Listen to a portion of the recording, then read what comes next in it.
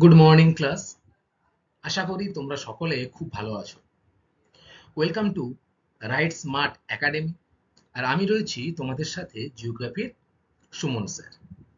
Student, আমরা কিন্তু গত দুটি ক্লাস জুড়ে তোমাদের বইতে যে অষ্টম অধ্যায় রয়েছে ভারতের প্রতিবেশী দেশ ও তাদের সাথে সম্পর্ক, এই যে বিষয়টা, সেই বিষয়টা নিয়েই কিন্তু আমরা আলোচনা শুরু করেছিলাম, তাই তো? সেখানে আমরা এক নজরে ভারতের প্রতিবেশী দেশগুলো সম্পর্কে কিছুটা তথ্য পেয়েছি এবং নেপাল, ভুটান, বাংলাদেশ আর মায়ানমার, এই চারটি দেশ সম্পর্কে কিন্তু আমরা বিস্তারিত জেনেছি। সেখানকার প্রধান নদ নদী, সেখানকার উচ্চতম শৃঙ্গ, কৃষিজ ফসল কেমন, সেখানকার শিল্প কেমন, এই যে বিষয়গুলো রয়েছে টোটাল, এই বিষয়গুলো সম্পর্কে কিন্তু আমরা জেনেছি। তোমাদের বইতে আরো দুটো দেশ সম্পর্কে বিস্তারিত দেওয়া রয়েছে। কি কি বলতো? শ্রীলঙ্কা ও পাকিস্তান। এই দুটো বিষয় নিয়েই কিন্তু আজকে আমি তোমাদের সাথে বিস্তারিত আলোচনা করব। ঠিক আছে? তার আগে আশা করি তোমরা গত ক্লাসের পড়া মনোযোগ দিয়ে শুনেছো বা বাড়িতে প্র্যাকটিস করেছো, বই পড়েছো নিশ্চয়ই। সেখান থেকে কয়েকটা প্রশ্ন উত্তরের মাধ্যমে কিন্তু আজকের ক্লাসটা আমি শুরু করব। ঠিক আছে? তাহলে তোমরা আমাকে বলো তো, যে ভারতের প্রতিবেশী দেশের সংখ্যা কয়টি? Very good. সকলে কি বললে? যে ৮টি প্রতিবেশী দেশ রয়েছে, তাই তো? বলতো ভারতের কোন দিকে কোন প্রতিবেশী দেশ রয়েছে, অর্থাৎ ভারতবর্ষের সীমানা পূর্ব দিকে কোন কোন দেশ রয়েছে আগে বল। ভেরি গুড, বাংলাদেশ এবং মায়ানমার কিন্তু রয়েছে ভারতবর্ষের পূর্ব দিকের প্রতিবেশী দেশ। এই বাংলাদেশের কিন্তু তিন দিক ঘেরা রয়েছে আমাদের ভারতবর্ষের সীমানা, এবং সব থেকে বেশি সীমানা আমরা ভাগ করে থাকি বাংলাদেশের সাথে। অর্থাৎ স্থলভাগের যে সীমানা, সেটা সব থেকে বেশি জুড়ে রয়েছে কার সাথে? না, বাংলাদেশের সাথে। এছাড়া মায়ানমারের সাথেও আমাদের সীমানা রয়েছে পূর্ব দিকে। উত্তর দিকে কিন্তু দুটি দেশ রয়েছে যার সাথে আমাদের কিন্তু সীমানা রয়েছে। কোন দুটি দেশ বলতো? নেপাল এবং ভুটান কিন্তু আমাদের উত্তর দিকের প্রতিবেশী দেশ। এছাড়া চীন রয়েছে, যে চীনের সাথেও কিন্তু আমাদের সীমানা ভাগ করা রয়েছে। তাহলে উত্তর দিকে কি গেল? নেপাল, ভুটান এবং চীন। এরপরে ভারতবর্ষের দক্ষিণ দিকে কোন দুটি প্রতিবেশী দেশ রয়েছে বলতো? বাহ, খুব ভালো বলেছো, যে শ্রীলঙ্কা এবং মালদ্বীপ। দেখো, এই যে ভারত এবং শ্রীলঙ্কা, এই দুটি দেশকে বিভক্ত করেছে বা ভাগ করেছে কোন প্রণালী, তোমরা বলতে পারবে? বাহ, খুব ভালো বলেছো, ভেরি গুড। যে প্রক প্রণালী কিন্তু ভারত আর শ্রীলঙ্কাকে বিচ্ছিন্ন করেছে। সম্পূর্ণ জলভাগ দ্বারা বেষ্টিত হচ্ছে শ্রীলঙ্কা, মালদ্বীপ। এই দুটি দেশের সাথে কিন্তু ভারতবর্ষ সম্পূর্ণরূপে জলপথের মাধ্যমে ব্যবসা বাণিজ্য করে থাকে, মনে থাকবে। আর ভারতের উত্তর পশ্চিমে দুটি প্রতিবেশী দেশ রয়েছে, যে দুটির নাম কিন্তু হলো, এক পাকিস্তান এবং দ্বিতীয় হচ্ছে আফগানিস্তান। ভারতীয় উপমহাদেশ কাকে বলে? তোমরা এই প্রশ্নটাও পড়েছি। দেখো, এই যে দেশগুলো নিয়ে তোমরা আলোচনা করলে বা জানলে, এইগুলোর মধ্যে ভারত কিন্তু একেবারে মাঝখানে অবস্থান করছে। জনসংখ্যা হোক বা অর্থনীতির দিক থেকে হোক, সব দিক থেকে কিন্তু এই দেশগুলোর তুলনায় ভারতবর্ষ এগিয়ে। তাই কেন্দ্রে অবস্থান করার জন্য এই অঞ্চলকে কি বলা হয়? ভারতীয় উপমহাদেশ। মনে থাকবে তোমাদের। আচ্ছা, ভারতবর্ষের কিন্তু তিন দিক রয়েছে জল দ্বারা বেষ্টিত, এবং একদিক রয়েছে হিমালয় পর্বত। উত্তর দিকে হিমালয় পর্বত রয়েছে। এছাড়া দক্ষিণ দিকে বলতো কোন মহাসাগর রয়েছে? ভেরি গুড, ভারত মহাসাগর। এবং পূর্ব দিকে রয়েছে বে অফ বেঙ্গল, অর্থাৎ বঙ্গোপসাগর। তোমরা বলো আমাকে, ভারতবর্ষের পশ্চিম দিকে কোন সাগর রয়েছে? আরব সাগর। খুব ভালো বলেছো। তাহলে তোমরা নিশ্চয়ই এটাও বলতে পারবে যে আহ, আরব সাগরের সীমানা স্পর্শ করেছে বা আরব সাগর রয়েছে এমন একটি ভারতের প্রতিবেশী দেশের নাম কি? ভেরি গুড, পাকিস্তান কিন্তু আরব সাগরের সীমানা রয়েছে। তাহলে পাকিস্তান সেরকম একটি প্রতিবেশী দেশ। সম্পূর্ণ স্থলবেষ্টিত ভারতের দুটি প্রতিবেশী দেশের নাম বলতো? নেপাল এবং ভুটান। দেখো, এখানে কিন্তু কোনো সমুদ্র নেই। সম্পূর্ণরূপে নেপাল ও ভুটান কিন্তু ব্যবসা বাণিজ্যের জন্য কোন বন্দরের উপরে নির্ভর করে থাকে? কলকাতা বন্দরের উপরে নির্ভর থাকে। অর্থাৎ এই যে দুটি দেশ নেপাল এবং ভুটান, এদের কিন্তু কোনো রকম সমুদ্র বন্দর নেই। তাই ভারী যে মালপত্র যেগুলো জাহাজে করে বিদেশ থেকে আমদানি করা হয়, এই দেশ দুটি কিন্তু কলকাতা যে বন্দর রয়েছে, সেই কলকাতা বন্দরের মাধ্যমে কিন্তু সম্পূর্ণরূপে তাদের ব্যবসা বাণিজ্য করে থাকে। মনে থাকবে আশা করি তোমাদের। আমাদের রাজ্যের নাম কি? পশ্চিমবঙ্গ। Very good. আমাদের এই রাজ্য পশ্চিমবঙ্গ কিন্তু পার্শ্ববর্তী তিনটি দেশের সাথে তার সীমানা ভাগ করেছে। কয়টি দেশ? তিনটি দেশের সাথে সীমানা ভাগ করেছে। সেই তিনটি দেশ কি কি তোমরা বলতে পারবে? নিশ্চয়ই বলে ফেলো তাহলে।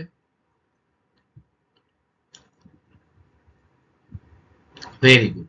যে বাংলাদেশ রয়েছে পশ্চিমবঙ্গের পূর্ব দিকে, এছাড়া পশ্চিমবঙ্গের উপরের দিকে অর্থাৎ উত্তর দিকে রয়েছে কিন্তু নেপাল এবং ভুটান, এই দুটি প্রতিবেশী দেশ। অর্থাৎ পশ্চিমবঙ্গের সাথে তিনটি দেশের কিন্তু সীমানা রয়েছে, নেপাল, ভুটান এবং বাংলাদেশ, তাই তো? আচ্ছা, বলতো এমন দুটো রাজ্যের নাম করো যা তিনটি প্রতিবেশী দেশকে তার সীমানা স্পর্শ করেছে।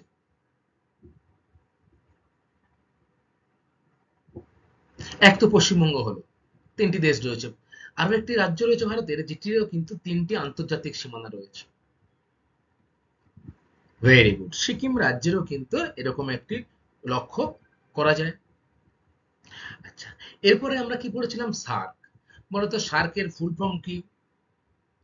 South Asian association for regional cooperation. এই সার্ক গঠিত হয়েছিল কত সালে? ভেরি গুড, 1985 সালে। কি উদ্দেশ্য নিয়ে সার্ক গঠিত হয়েছিল? একদমই ঠিক। এই যে 8টি দেশ রয়েছে ভারতের প্রতিবেশী দেশ, তাদের মধ্যে শান্তি, স্থায়িত্ব এবং অর্থনৈতিক যে উন্নতি, সেই অর্থনৈতিক উন্নতিকে এগিয়ে নিয়ে যাওয়ার জন্য ঢাকাতে, যেটা হচ্ছে বাংলাদেশের রাজধানী, সেই ঢাকা শহরে সার্ক 1985 সালে কিন্তু গঠন করা হয়েছিল। এবং এই সার্কের হেডকোয়ার্টার বা সদর দপ্তর কোথায় রয়েছে? খুব গুরুত্বপূর্ণ প্রশ্ন, বলো। Very good. নেপালের রাজধানী কাঠমান্ডুতে কিন্তু রয়েছে সার্কের সদর দপ্তর। এরপরে আমরা নেপাল, ভুটান, বাংলাদেশ এবং মায়ানমার, এই চারটা দেশ সম্পর্কে বিস্তারিত জেনেছিলাম। তোমরা আমাকে বলো তো, কাকে বজ্রপাতের দেশ বলা হয়? ভুটানকে, তাই তো? ভুটানের প্রধান শিল্পের নাম কি বলতো?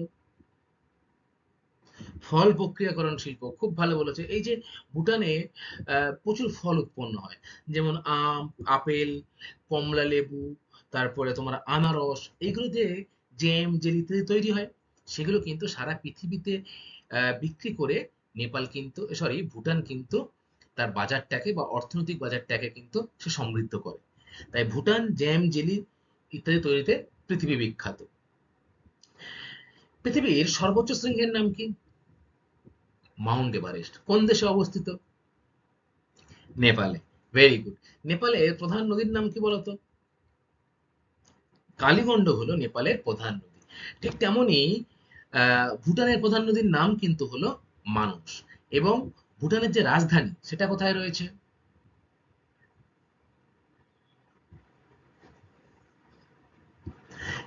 ঠিক বলেছো, যে ভুটানের রাজধানী হলো কিন্তু থিম্পুতে, তাই তো? আচ্ছা, এরপরে তোমরা সকলে বাংলাদেশ সম্পর্কে পড়েছিলে। ভারতের যে প্রতিবেশী দেশ, ভারতের পূর্ব দিকে অবস্থিত, সেই বাংলাদেশ সম্পর্কে পড়েছিলে। বাংলাদেশের রাজধানীর নাম কি? তোমরা জানো সকলেই, ঢাকা। Very good. বাংলাদেশের প্রধান নদীর নাম কি বলতো? মেঘনা নদী। এই মেঘনা নদী কিন্তু যমুনা নদী আর পদ্মা নদী, এই দুটি কিন্তু একসাথে মিলিত হয়ে মেঘনা নাম নিয়েছে। এবং কোথায় পতিত হয়েছে?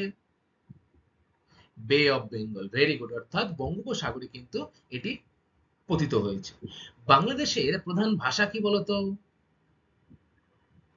বাংলা ভাষা। আমাদের পশ্চিমবঙ্গের মতোই সেখানেও কিন্তু বাংলা ভাষা প্রচলিত। দেখো, স্বাধীনতার আগে এই বাংলা কিন্তু, পশ্চিমবঙ্গ যেটা বর্তমান এবং বাংলাদেশ, সেটা কিন্তু একসাথেই ছিল। 1947 সালে দেশ ভাগের সময় কিন্তু একটি হয় পূর্ব বাংলা আর একটা হয় পশ্চিম বাংলা।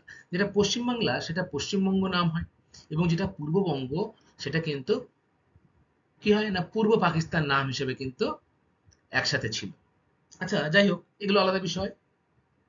এরপর বলো, বাংলাদেশের প্রধান প্রধান কৃষিজ ফসল কি? Very good. কি বললে যে ধান, পাট, ভুট্টা, গম, কার্পাস, আখ, চা, এগুলো কিন্তু বাংলাদেশের প্রধান প্রধান কৃষি শিল্প। তোমরা মনে রাখবে বাংলাদেশ কিন্তু একটি কৃষি নির্ভর দেশ। বাংলাদেশে কিন্তু তেমন ভাবে খনিজ সম্পদ পাওয়া যায় না, তাই খনিজ যে শিল্প, সেই শিল্পগুলো কিন্তু তেমন ভাবে গড়ে ওঠেনি। তাহলে তোমরা আমাকে বলো বাংলাদেশের যে প্রধান শিল্প, সেটি কোন শিল্প? Very good. বাংলাদেশের প্রধান শিল্প কিন্তু হলো পাট শিল্প, তাই তো? পাট থেকে দড়ি, বস্তা, বিভিন্ন রকম ব্যাগ কিন্তু প্রচুর পরিমাণের উৎপন্ন হয় এবং বাংলাদেশ কিন্তু সেটা সারা পৃথিবীতে রপ্তানি করে। দেখো এই পাট উৎপাদনে বিশ্বে কিন্তু বাংলাদেশ প্রথম স্থান অধিকার করে। উৎকৃষ্ট মানের পাট কিন্তু বাংলাদেশে প্রচুর পরিমাণে পাওয়া যায় এবং ভারতবর্ষ কিন্তু পাট উৎপাদনে দ্বিতীয় স্থানে রয়েছে। মনে থাকবে। এছাড়া বাংলাদেশে কিন্তু কুটির শিল্পে খুবই উন্নত। তোমরা পড়েছিলে নিশ্চয়ই, মনে আছে কুটির শিল্প কাকে বলে? কাকে বলে বলো তো কেউ একজন? Very good. নিজের ঘরে যে শিল্প গড়ে ওঠে, তাই তো? ঘরে খুব কম লোকজন নিয়ে, 5 জন 10 জন নিয়ে এবং মূলধন কম, এগুলো নিয়ে যখন যে শিল্প গড়ে তোলা হয় তাকে কি বলা হয়? কুটির শিল্প। আচ্ছা, এরপরে আমরা কি পড়েছিলাম? মায়ানমার দেশ সম্পর্কে। বলতো মায়ানমারের উচ্চতম শৃঙ্গের নাম কি? কাকাবো রাজি হলো মায়ানমারের উচ্চতম শৃঙ্গ। এবং মায়ানমারের প্রধান নদীর নাম কি? ইরাবতী নদী হলো মায়ানমারের প্রধান নদী। মায়ানমারের কৃষিজ ফসল যেমন ধান, ভুট্টা, যব, তৈলবীজ কিন্তু প্রচুর পরিমাণে উৎপন্ন হয়। সাথে সাথে মায়ানমারে কিন্তু খনিজ সম্পদ যথেষ্ট পরিমাণে রয়েছে। মনে থাকবে, মায়ানমারে কিন্তু খনিজ সম্পদ যথেষ্ট পরিমাণে রয়েছে। সেখানে খনিজ এবং বনজ সম্পদ এই দুটি কিন্তু সমৃদ্ধ একটি দেশ মায়ানমার। বিভিন্ন রকম গাছপালা দেখা যায়। বর্ষা যেখানে বেশি সেখানে চিরসবুজ উদ্ভিদ দেখা যায়। যেখানে বর্ষার পরিমাণ একটু কম সেখানে কি হয় না, পর্ণমোচী উদ্ভিদ দেখা যায়। পর্ণমোচী উদ্ভিদ কাকে বলে? তোমাদের গত ক্লাসে আমি জানিয়েছি যে বছরের নির্দিষ্ট একটি সময়ে গাছ যখন তার পাতা ঝরিয়ে ফেলে তখন তাকে কি বলা হয়? পর্ণমোচী উদ্ভিদ, তাই তো? আচ্ছা, এরপরে মূল্যবান একটা রত্ন কিন্তু এই মায়ানমারে পাওয়া যায়। সেই মূল্যবান রত্নর নাম কি তোমরা বলবে? Very good. পদ্ম রাজমণি। এই পদ্ম রাজমণির খ্যাতি কিন্তু সারা বিশ্বে ছড়িয়ে রয়েছে, যেটা সব থেকে বেশি কোথায় পাওয়া যায়? মায়ানমারে। এছাড়া মায়ানমারকে কিন্তু আরো একটা দেশ হিসেবে ডাকা হয়, সম্বোধন করা হয়। বলতে পারবে কিসের? Very good. ঠিকই বলেছো যে মন্দির বা মন্দির ও প্যাগোডার দেশ কিন্তু বলা হয় মায়ানমারকে। বিশেষ করে এখানে বৌদ্ধ ধর্ম, জৈন ধর্মের মানুষ প্রচুর পরিমাণে রয়েছে। সেই জন্য বড় বড় প্যাগোডা কিন্তু এখানে লক্ষ্য করা যায়। ঠিক আছে? আচ্ছা, তাহলে আমরা গত ক্লাসে নেপাল, ভুটান, বাংলাদেশ এবং এই মায়ানমার, এই 4টি দেশ সম্পর্কে বিস্তারিত জেনেছিলাম। আজকে যে দুটি প্রতিবেশী দেশ সম্পর্কে জানবো সেটা হলো কিন্তু ভারতবর্ষের দক্ষিণ দিকে একটা দেশ রয়েছে, যেটা কিন্তু প্রণালী দ্বারা বিচ্ছিন্ন। কোন দেশ? শ্রীলঙ্কা। Very good. দেখো এই যে শ্রীলঙ্কার ন্যাশনাল ফ্ল্যাগ এবং ভারতবর্ষের উত্তর পশ্চিমে রয়েছে কিন্তু পাকিস্তান। এই দুটো দেশ সম্পর্কে কিন্তু আমরা আজকে বিস্তারিত জানবো। ঠিক আছে? তাহলে প্রথমেই দেখবো আমরা শ্রীলঙ্কা। কি বলছে না, ভারতের দক্ষিণে অবস্থিত শ্রীলঙ্কা তার প্রাকৃতিক সৌন্দর্যের জন্য পরিচিত একটি দ্বীপ। কেন দ্বীপ বলবো শ্রীলঙ্কাকে? বলো, এই ছবিটা দেখে বলো যে শ্রীলঙ্কাকে আমরা কেন দ্বীপ বলবো? এই যে শ্রীলঙ্কা। Very good. ঠিক বলেছো যে চারিদিকে কিন্তু জলভাগ দ্বারা বেষ্টিত, মাঝখানে কিন্তু উঁচু স্থান। তাহলে সেটাকে আমরা কি বলবো? দ্বীপ বলবো না? তাহলে শ্রীলঙ্কা কিন্তু একটি প্রাকৃতিক সৌন্দর্যে বিখ্যাত একটি দ্বীপ। তার নাম কি? শ্রীলঙ্কা। প্রণালী দ্বারা ভারত ও শ্রীলঙ্কাকে বিচ্ছিন্ন করা হয়েছে। এছাড়া সম্পূর্ণরূপে জলপথের মাধ্যমে কিন্তু ব্যবসা বাণিজ্য শ্রীলঙ্কার সাথে আমরা করে থাকি, জলপথের মাধ্যমে। এক নজরে শ্রীলঙ্কা দেখো, এটা শ্রীলঙ্কার জাতীয় পতাকা। উচ্চতম শৃঙ্গ শ্রীলঙ্কার যেটা সব থেকে উঁচু স্থান, সেই স্থানটার নাম হলো পেড্রো তালাগালা। কি না, পেড্রো তালাগালা শ্রীলঙ্কার উচ্চতম শৃঙ্গ। খুব ভালো করে মুখস্থ করবে এটা, পরীক্ষায় কিন্তু সচরাচর দেয় শ্রীলঙ্কার উচ্চতম শৃঙ্গের নাম। এরপরে দেখো রয়েছে প্রধান নদী। মহাবলী গঙ্গা, ভারতের যে গঙ্গা সেই গঙ্গা নয় কিন্তু, এটা অন্য নদী। মহাবলী গঙ্গা হলো কিন্তু শ্রীলঙ্কার প্রধান নদী। শ্রীলঙ্কার রাজধানীর নাম কি?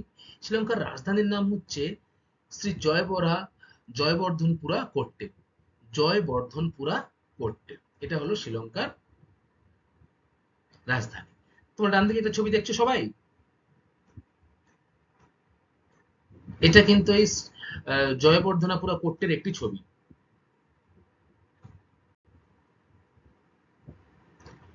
আচ্ছা, এরপরে আমরা দেখব প্রধান প্রধান কৃষিজ ফসল। শ্রীলঙ্কাতে কিন্তু ধান, চা, আখ, ভুট্টা, নারকেল, প্রচুর পরিমাণে মশলাও কিন্তু শ্রীলঙ্কায় চাষ করা হয়। দেখো, শ্রীলঙ্কায় যেহেতু বৃষ্টিপাতের পরিমাণটা যথেষ্ট বেশি, ধান চাষ ভালো হয়, পাহাড়ি অঞ্চলে চা চাষটাও ভালো হয়, এবং সমুদ্র উপকূলবর্তী অঞ্চল প্রচুর রয়েছে, চারিদিকে তো দ্বীপ অঞ্চল, তাহলে সেই দ্বীপ অঞ্চলে কিন্তু প্রচুর পরিমাণে নারকেল উৎপন্ন হয়। দেখো, এই যে নারকেল গাছ তোমরা সকলেই চেনো। আমাদের পশ্চিমবঙ্গেও কিন্তু এরকম নারকেল গাছ রয়েছে সমুদ্রের তীরবর্তী অঞ্চল, বিশেষ করে দীঘা, পূর্ব মেদিনীপুর, দক্ষিণ চব্বিশ পরগনা, এই সব জায়গাগুলো কিন্তু প্রচুর নারকেল গাছ রয়েছে, তাই না? তাহলে সমুদ্র তীরবর্তী অঞ্চলে কিন্তু নারকেল গাছটা প্রচুর পরিমাণে চাষ করা হয়। আর এখানে কিন্তু শ্রীলঙ্কায় এই চাষটা কিন্তু বাণিজ্যিক ভাবে করা হয়, অর্থাৎ বাইরের দেশেও কিন্তু এটা রপ্তানি করা হয়। এছাড়া শ্রীলঙ্কার ওখানে প্রচুর পরিমাণে কিন্তু মশলা উৎপন্ন হয়, যেমন তোমার গোলমরিচ, লবঙ্গ, দারুচিনি প্রচুর পরিমাণে উৎপন্ন হয় শ্রীলঙ্কা। তাহলে শ্রীলঙ্কার কৃষিজ ফসলগুলো প্রধান প্রধান কি জানলে? এরপরে দেখো প্রধান শিল্প। চা শিল্প, কাগজ শিল্প, বস্ত্র বয়ন শিল্প হচ্ছে শ্রীলঙ্কার প্রধান প্রধান শিল্প। তাহলে কাগজ শিল্প, সেখানে প্রচুর গাছপালা আছে, সেখান থেকে কাগজ শিল্পটা ভালো হয়, চা পাওয়া যায় প্রচুর, চা শিল্প শ্রীলঙ্কা উন্নত, এবং বস্ত্র বয়ন শিল্পে শ্রীলঙ্কা খ্যাতি অর্জন করেছে। শ্রীলঙ্কার প্রধান প্রধান শহর, জয়বর্ধনাপুরা কোট্টে তোমরা পড়েছিলাম রাজধানী। তাছাড়া কলম্বো শহর, তোমরা যারা কম বেশি ক্রিকেট ম্যাচ দেখো, যখন শ্রীলঙ্কাতে গিয়ে আমাদের ইন্ডিয়া টিম খেলে, তখন দেখবে কলম্বো স্টেডিয়াম বলে একটা স্টেডিয়াম রয়েছে, তাহলে সেটা কিন্তু কলম্বো শহরেই রয়েছে। দেখো, এই যে কলম্বো শহর, নিচে যে ছবিটা দেখছো, এটা কিন্তু কলম্বো শহরের ছবি। কলম্বো, জাফনা, কান্দি, রত্নপুরা প্রভৃতি বড় বড় শহর কিন্তু শ্রীলঙ্কাতে অবস্থান করছে। আচ্ছা, এরপরে দেখা রয়েছে শ্রীলঙ্কার কৃষিজ সম্পদ। আচ্ছা, শ্রীলঙ্কার অধিবাসীদের প্রধান জীবিকা কিন্তু হলো কৃষিকাজ। বছরে দুবার বর্ষাকাল আসে বলে এখানে প্রচুর পরিমাণে ধান চাষ হয়। দেখো, আমাদের এই যে বর্ষাকালটা কিসের জন্য আসে? মৌসুমী প্রধান দেশ আমাদের, শ্রীলঙ্কাও কিন্তু মৌসুমী প্রধান দেশ, মৌসুমী প্রকৃতির দেশ।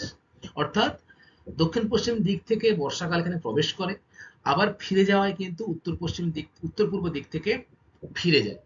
একবার যখন প্রবেশ করছে তখন বর্ষা হয়, আবার যখন একবার ফিরে যায় মৌসুমী বায়ু, তখন কিন্তু আরেকবার বর্ষা হয়। তাই শ্রীলঙ্কাতে কিন্তু বছরে কতবার বৃষ্টিপাত হয়? বছরে কিন্তু দুবার বৃষ্টিপাত হয়। ফলে প্রচুর পরিমাণে ধান কিন্তু এখানে উৎপন্ন হয়। ধানকে কিন্তু আমরা বলি তৃষ্ণার্ত ফসল। কেন জানো? কারণ ধান চাষে কিন্তু প্রচুর পরিমাণে কিসের প্রয়োজন হয়? জলের প্রয়োজন হয়। তাই বৃষ্টিপাত বেশি বলে কিন্তু এই শ্রীলঙ্কা অঞ্চলে প্রচুর পরিমাণে ধান চাষ করা হয়। এছাড়া শ্রীলঙ্কার যে প্রধান অর্থকারী ফসল, অর্থকারী মানে যে ফসলটার মাধ্যমে, চাষ করার মাধ্যমে প্রচুর পরিমাণে অর্থ ইনকাম হয়, অর্থ উপার্জন হয়, তাকে অর্থকারী ফসল বলবো। তাহলে সেই অর্থকারী ফসলটা হলো কিন্তু কি বলতো? না, নারকেল। দেখো তোমরা ডান দিকে এরকম অসংখ্য কিন্তু নারকেল গাছ সারি সারি ভাবে লাগানো থাকে শ্রীলঙ্কাতে, এগুলো কিন্তু চাষ করা হয়। উপকূলবর্তী অঞ্চলের ধারে প্রচুর নারকেল গাছের চাষ হয়। এছাড়া তৈলবীজ, তুলো, সিনকোনা এদেশের অর্থকারী ফসল। তুলো উৎপন্ন হয়, তোমাদের আগেই বলেছি যে বস্ত্রবান শিল্প কিন্তু শ্রীলঙ্কা এগিয়ে, বলেছি তো। তাহলে বস্ত্রবান শিল্প কোত্থেকে আসবে? তুলো গাছ, তুলো চাষ লাগবে। এইগুলো কিন্তু সেখানকার অর্থকারী ফসল। চা উৎপাদনেও রপ্তানিতে, চা উৎপাদন এবং রপ্তানিতে কিন্তু শ্রীলঙ্কা পৃথিবীতে বিশিষ্ট স্থান দখল করে। রবার চাষে শ্রীলঙ্কা কিন্তু আবার পৃথিবী বিখ্যাত। রাবার চাষে শ্রীলঙ্কা কিন্তু আবার পৃথিবী বিখ্যাত। এগুলো কিন্তু সবই মনে রাখবে, খুবই গুরুত্বপূর্ণ প্রশ্ন। যেমন পরীক্ষায় আসে শ্রীলঙ্কার অর্থকারী ফসলের নাম বলো। নারকেল। আচ্ছা, এরপরে দেখা রয়েছে দারুচিনি, লবঙ্গ, গোলমরিচ প্রভৃতি মশলা কিন্তু প্রচুর উৎপন্ন হয় শ্রীলঙ্কায়। শ্রীলঙ্কায় খুব বেশি দারুচিনি উৎপন্ন হওয়ার জন্য শ্রীলঙ্কাকে কিন্তু বলা হয় দারুচিনির দ্বীপ। খুব ইম্পর্ট্যান্ট একটা প্রশ্ন পরীক্ষায় আসে যে শ্রীলঙ্কাকে কেন বা কোন দেশকে দারুচিনির দ্বীপ বলা হয়। শ্রীলঙ্কাকে কিন্তু বলা হয় দারুচিনির দ্বীপ। কেন বলা হয়? কারণ এখানে কিন্তু প্রচুর পরিমাণে কি হয়, দারুচিনি উৎপন্ন হয়। এই যে তোমরা নিচে ছবি দেখছো, যারা কম বেশি রান্নার সাথে যুক্ত বা রান্না জানো বা রান্না দেখেছো, তারা কিন্তু দেখবে এই কাঠটা কিন্তু তোমাদের বাড়িতে, সকলের বাড়িতে প্রায় রয়েছে। মিষ্টি একটা কাঠ থাকে যেটা রান্নায় দেওয়া হয়, এটা দারুচিনি কাঠ। এছাড়া চা শিল্প দেখো, এই চা শিল্পতেও শ্রীলঙ্কা খুবই উন্নত।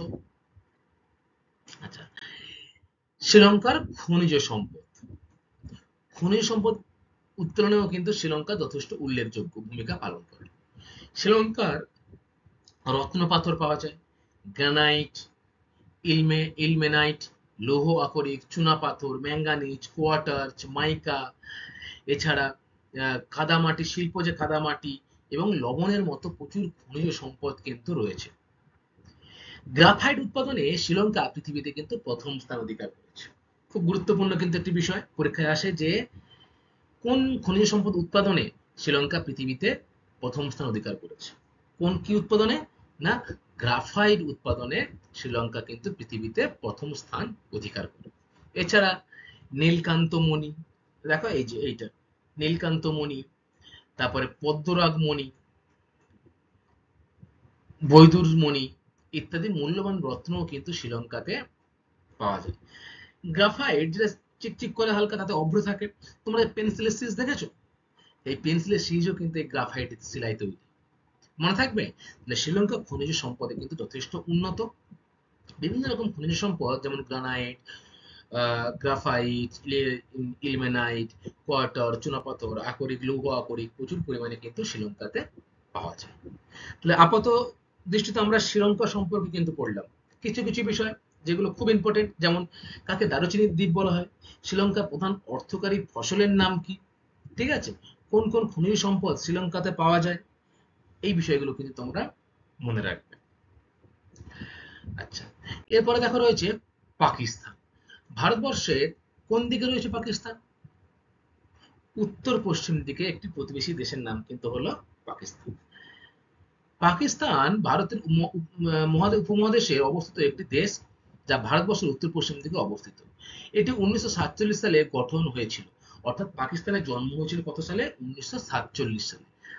পাকিস্তান, ভারতবর্ষ, বাংলাদেশ, আগে এই তিনটে দেশ কিন্তু একত্রিত ভাবে ছিল, একসাথেই ছিল।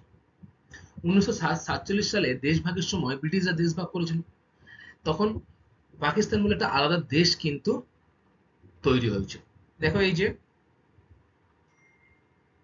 পাকিস্তান হিসেবে কিন্তু একটা আলাদা দেশ রয়েছে, এই দেশটা কিন্তু তৈরি হয়েছিল 1947 সালে, ঠিক আছে। ভারত বিভক্তি করেই কিন্তু এই পাকিস্তানের জন্ম হয়। এক নজরে পাকিস্তান উচ্চতম শৃঙ্গ, উচ্চতম শৃঙ্গ হলো পাকিস্তানের তিরিচিমির। মনে রাখবে তোমরা, তিরিচিমির হলো কিন্তু পাকিস্তানের উচ্চতম শৃঙ্গ। প্রধান নদীর নাম কি? সিন্ধু নদী। তোমরা সকলেই কিন্তু এই নদীর নাম শুনেছ। ভারতবর্ষের মধ্যেও কিন্তু এই সিন্ধু নদী অবস্থান করে।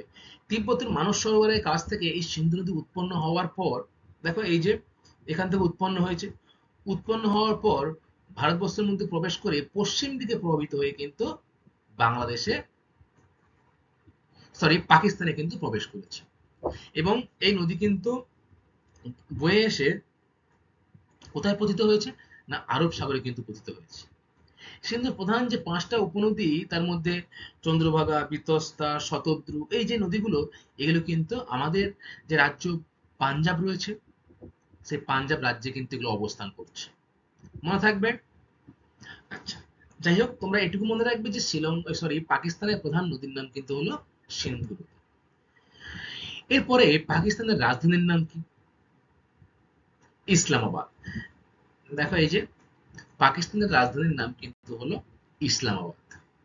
আচ্ছা, এরপরে দেখো রয়েছে এক নজরে পাকিস্তান। প্রধান ভাষা। পাকিস্তানের যে প্রধান ভাষা সেটা কিন্তু হলো উর্দু ভাষা, ঠিক আছে? উর্দু ভাষায় কিন্তু তারা নিজেদের মধ্যে কথা বলে। প্রধান কৃষিজ ফসল কি কি পাকিস্তানের? ধান, গম, আখ, ভুট্টা, তুলা, ডাল ইত্যাদি কিন্তু প্রধান প্রধান কৃষিজ ফসল।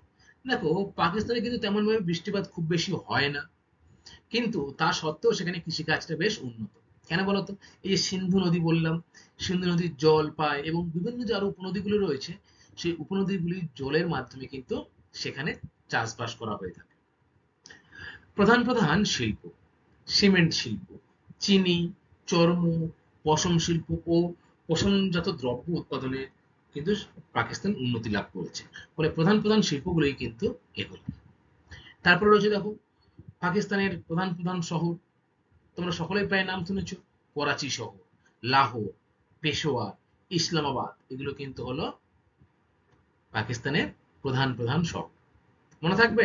দেখো, এই যে ছবিটা তোমরা দেখছো, এটা কিন্তু করাচির একটি ছবি, করাচি শহরের একটি ছবি। আর এই যে ভুট্টা উৎপাদনে পাকিস্তান কিন্তু গুরুত্বপূর্ণ স্থান অধিকার করে।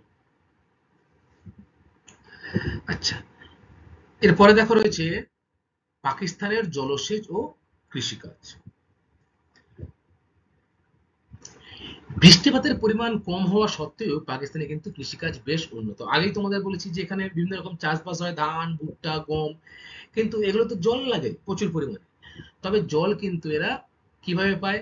না, জলসেচের উপর নির্ভর করে কিন্তু এখানে চাষবাস হয়। তাহলে পরীক্ষায় আসে যে কৃষিকাজ মূলত জলসেচের উপর নির্ভরশীল বা নির্ভর করে হয় কোন দেশে? পাকিস্তানে কিন্তু জলসেচের উপর নির্ভর করে কৃষিকাজ হয়ে থাকে। দেখো, এই যে রয়েছে পাকিস্তানে কৃষিকাজ মূলত জলসেচের উপর নির্ভরশীল। পাকিস্তানের জলসেচ প্রধানত খালের মাধ্যমে হয়ে থাকে। এই যে ডান দিকে ছবি দেখছো, এই যে খাল, এখান থেকে কিন্তু নদী থেকে কিন্তু ডাইরেক্ট এরকম খাল কাটা থাকে এবং সেখান থেকে কিন্তু চাষের জমিতে জলটা নেওয়া হয়। সিন্ধু ও তার উপনদীগুলোতে বাদ দিয়ে জলাধার তৈরি করা হয়েছে। জলাধারগুলো থেকে একাধিক সেচ খাল কাটা হয়েছে। তোমরা সেচ খাল নাম সকলেই শুনেছ, যেখান থেকে কিন্তু কৃষিক্ষেত্রে প্রচুর পরিমাণে জল নেওয়া হয়, সেটাকে আমরা কি বলবো? সেচ খাল। আচ্ছা, তারপরে দেখা রয়েছে ক্যারেজ প্রথা। পরীক্ষায় আসে যে ক্যারেজ প্রথা কাকে বলে? তোমরা এক্ষুনি জানলে যে পাকিস্তানে কিন্তু তেমন বৃষ্টিপাত হয় না, জলসেচের মাধ্যমে কিন্তু কৃষিকাজ করা হয়। এই যে পদ্ধতিটা, এই পদ্ধতিটাকে কি বলা হয় জানো? ক্যারেজ প্রথা। দেখো, রয়েছে পশ্চিমের শুষ্ক অঞ্চলে মাটির নিচে সুড়ঙ্গ কেটে কৃষিক্ষেত্রে জল নিয়ে যাওয়ার প্রথা আছে। তাহলে পশ্চিমে শুষ্ক অঞ্চল থাকার জন্য কি হয় না, মাটির নিচ থেকে কিন্তু জল নিয়ে যাওয়ার প্রথা রয়েছে পাকিস্তানে। এটাকেই কিন্তু বলা হচ্ছে ক্যারেজ প্রথা। অন্যান্য অসুবিধা থাকা সত্ত্বেও জলসেচের সুবিধা থাকায় পাকিস্তানের কৃষিকাজ উন্নত। গম, ধান, জোয়ার, বাজরা প্রভৃতি এই ফসলগুলো কিন্তু সেখানে উৎপন্ন হয়। এছাড়া তুলো, আখ, বিভিন্ন ফল যেমন আপেল, বেদানা, খেজুর, পিচ ইত্যাদি কিন্তু পাকিস্তানের প্রধান প্রধান কৃষিজ দ্রব্য। মনে থাকবে? দেখো, এই যে ক্যারেজ প্রথা, এটাকে বলা হয় ক্যারেজ প্রথা। ধান উৎপন্ন হচ্ছে, গম উৎপন্ন হচ্ছে পাকিস্তানে, সবই কিন্তু বেশিরভাগ জলসেচের মাধ্যমে। এবং কিছুটা পার্বত্য অঞ্চল রয়েছে পাকিস্তানে, যেটা কাশ্মীরের কাছাকাছি, সেই স্থানে কিন্তু বিভিন্ন রকম ফলও উৎপন্ন হয়। আপেল কিন্তু প্রচুর পরিমাণে, বেদানা বা মরুভূমি স্থানগুলিতে খেজুর, পিচ ইত্যাদি উৎপন্ন হয় পাকিস্তানে। তাহলে আমরা কিন্তু ভারতবর্ষের প্রতিবেশী দেশ দুটি যে রয়েছে, শ্রীলঙ্কা এবং পাকিস্তান, এই দুটি সম্পর্কে কিন্তু বিস্তারিত জানলাম, তাই তো? এবারে ভারত ও তার প্রতিবেশী দেশের সম্পর্ক বলেছে তোমাদের বইতে। তাহলে ভারত ও প্রতিবেশী দেশগুলি নিজেদের মধ্যে কি কি দ্রব্য আমদানি করে এবং কি কি দ্রব্য নিজেদের মধ্যে রপ্তানি করে, সেই বিষয়গুলো কিন্তু আমাদের একটু লক্ষ্য রাখতে হবে। দেখো, ভারত থেকে প্রতিবেশী দেশগুলো যে যে দ্রব্য সংগ্রহ করে বা সেগুলো রপ্তানি করছে, বা আমরা কি কি জিনিস বাইরের দেশ থেকে আমদানি করছি, সেই বিষয়গুলো কিন্তু লেখা রয়েছে। প্রথমে আমরা পরপর দেশ হিসেবে দেখব। প্রথমে আমরা দেখব নেপাল। নেপাল থেকে কিন্তু ভারতের রপ্তানি দ্রব্য, মানে ভারতের থেকে নেপালে কি কি জিনিস যাচ্ছে, অর্থাৎ এটা কিন্তু আমরা নেপালে পাঠাচ্ছি। পেট্রোপণ্য, গাড়ি ও গাড়ির যন্ত্রাংশ, তুলো, রাসায়নিক সার, কীটনাশক এবং পোশাক পরিচ্ছদ কিন্তু আমরা নেপালে রপ্তানি করি। এবং নেপাল থেকে আমরা কাঁচা পাট, ডাল, কার্পেট বা তৈলবীজ কিন্তু আমদানি করছি।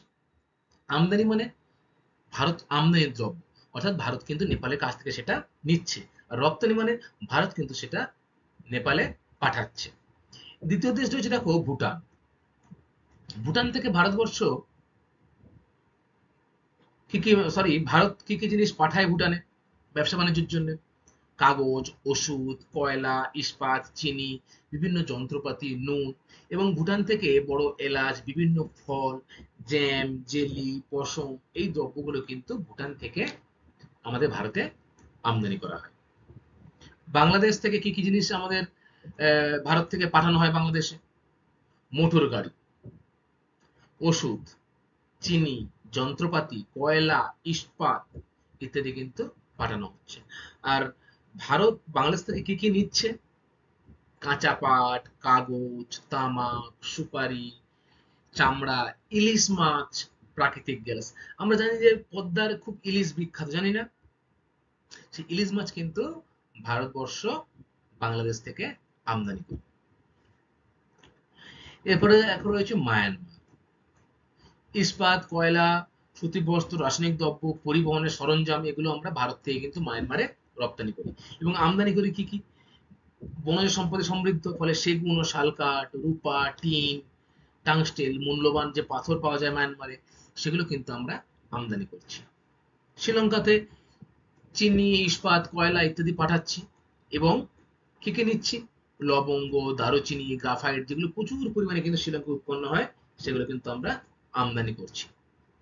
পাকিস্তানের সাথে বর্তমানে কি কি হচ্ছে? ইস্পাত, কয়লা, আকরিক লোহা, চা, ওষুধ, এগুলো পাঠানো হয়। এবং উন্নত কার্পা, শুষ্ক যে খাবার দাবার, কার্পেট, এগুলো কিন্তু চামড়া, এগুলো কিন্তু পাকিস্তান থেকে আমরা আমদানি করছি। তাহলে এই যে প্রতিবেশী দেশগুলো, তাদের সাথে সম্পর্ক ঠিক রাখছি বা তাদের সাথে ব্যবসা বাণিজ্য উন্নতি প্রগতি করছি, এইসবের উদ্দেশ্যে কিন্তু কি গঠিত হয়েছিল? সার্ক গঠন করা হয়েছিল 1985-এ। মনে থাকবে? আচ্ছা, ঠিক আছে স্টুডেন্ট, আজকের ক্লাসটা আমার এই পর্যন্তই। তাহলে এই চ্যাপ্টারটা কিন্তু তোমরা আজকের পড়াশোনার মাধ্যমে শেষ করলে। এর পরবর্তী ক্লাসে আমি তোমাদের সাথে উত্তর আমেরিকা মহাদেশ যে রয়েছে সেটা সম্পর্কে আলোচনা করব। তার আগে আজকে যেটুকু পড়লাম সেখান থেকে কি কি প্রশ্ন পরীক্ষায় আসে সেটা একটু চটজলদি দেখে নেব। দেখো, কয়েকটি গুরুত্বপূর্ণ প্রশ্ন। প্রথম প্রশ্ন কি রয়েছে? শ্রীলঙ্কার উচ্চতম পর্বতশৃঙ্গের নাম কি? বলো, তোমরা সকলেই জানো। ভেরি গুড, পেট্রো তালাগালা হচ্ছে শ্রীলঙ্কার উচ্চতম শৃঙ্গ। দ্বিতীয় প্রশ্ন রয়েছে, ক্যারেজ প্রথার মাধ্যমে কোন দেশে চাষবাস করা হয়? একদমই ঠিক, পাকিস্তানে, তাই তো? আচ্ছা, 3 নম্বর, দারুচিনির দ্বীপ বলা হয় কোন দেশকে? শ্রীলঙ্কাকে বলা হয় দারুচিনির দ্বীপ। কেন বলা হয়? কারণ প্রচুর পরিমাণে কিন্তু দারুচিনি, গোলমরিচ, লবঙ্গ প্রচুর পরিমাণে উৎপন্ন হয়। 4, শ্রীলঙ্কার অর্থকারী ফসল কি? বলো, সমুদ্র উপকূলে কিন্তু পাওয়া যায় সেই ফসল। নারকেল, ভেরি গুড। তাহলে নারকেল হলো শ্রীলঙ্কার অর্থকারী ফসল। 5-এর দাগ, পাকিস্তানের কৃষিকাজ কিসের উপর নির্ভরশীল? অর্থাৎ কৃষিকাজটা কার সাহায্যে হয়ে থাকে? জলসেচের মাধ্যমে। তাহলে পাকিস্তানের যে কৃষিকাজ সেটা জলসেচের উপরে কিন্তু সম্পূর্ণ নির্ভরশীল। 6-এর দাগ, ভারত ও শ্রীলঙ্কাকে বিচ্ছিন্ন করেছে কোন প্রণালী? বলো, ভারত দেশ এবং শ্রীলঙ্কা দেশকে বিচ্ছিন্ন করেছে কোন প্রণালী? প্রক প্রণালী, ভেরি গুড। 7-এর দাগ, পাকিস্তানের প্রধান প্রধান শহরের নাম লেখো। রাজধানী কি পাকিস্তানের? Islamabad, very good. আর এছাড়া করাচি, লাহোর, পেশোয়ার, এইগুলো কিন্তু হলো পাকিস্তানের প্রধান প্রধান শহর। আচ্ছা বলো তো তোমরা, যে শ্রীলঙ্কার রাজধানীর নাম কি? ভেরি গুড, শ্রী জয়বর্ধনাপুরা পোর্টে হলো শ্রীলঙ্কার রাজধানী। পাকিস্তানের প্রধান নদীর নাম কি বলতো? সিন্ধু নদী হলো পাকিস্তানের প্রধান নদী। ঠিক আছে। 8 নম্বর দেখো কি রয়েছে প্রশ্ন, ক্যারেজ প্রথা কাকে বলে? কোন দেশে হয় সেটা তোমরা জেনেছো, পাকিস্তান। কাকে বলে কি বলবে? না, পাকিস্তানের পশ্চিমে শুষ্ক অঞ্চলে মাটির তলা থেকে খাল কেটে জল নিয়ে যাওয়ার একটা প্রথা রয়েছে চাষবাসের জন্য। এটাকেই কিন্তু আমরা কি বলছি, ক্যারেজ প্রথা। মনে থাকবে? Very good. ঠিক আছে স্টুডেন্ট, আজকের ক্লাসটা আমার এই পর্যন্তই। পরবর্তী ক্লাসে আমি তোমাদের সাথে তোমাদের বইতে যে কত অধ্যায় রয়েছে না, নবম অধ্যায় উত্তর আমেরিকা, সেটা সম্পর্কে কিন্তু পড়াশোনা শুরু করব। Thank you class.